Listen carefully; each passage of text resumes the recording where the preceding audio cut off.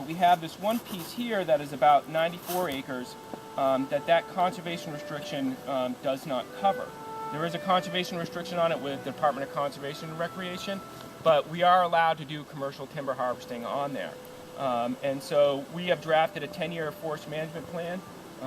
We have our forester here, Mike Mauri. He's a licensed consulting forester, and he wrote the forest management plan. So he worked with myself at Mount Grace to come up with what our objectives were for the property, what our long-term forest management objectives are.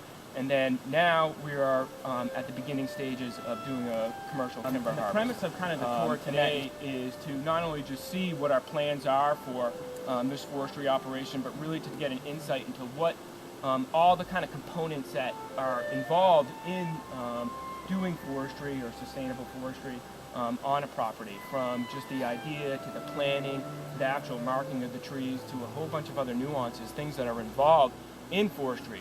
The actual marking and the cutting of the trees is probably actually the easiest part. There are a whole bunch of other factors that come into play that we'll talk about that really kind of encapsulate the whole package deal of what's going on.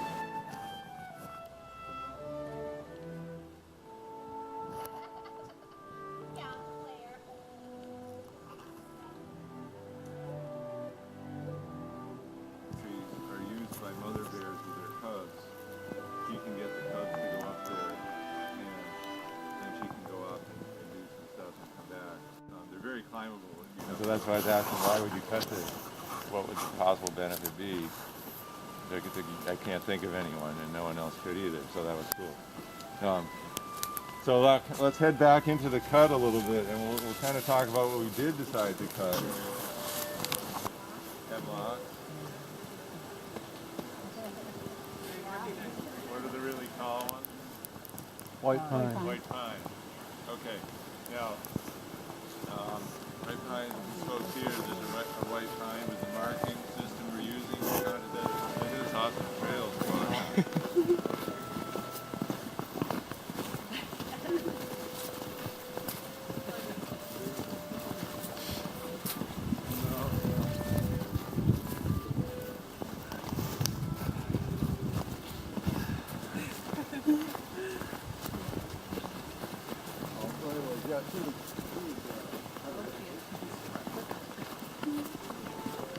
What I got to see is like the foresters talking to the people who live around here.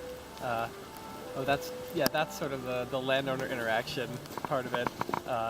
And the people on this hike, it's interesting to hear them talk about the like aesthetic reasons that they cut things or don't cut things. Like they're trying to create a view of another tree, or they're trying to create like wildlife habitat or something like that.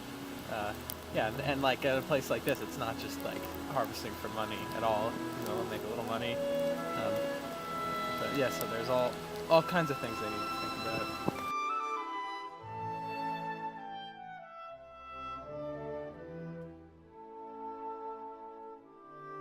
We want people to be able to see and experience what our goals for sustainable forestry are and forestry in general.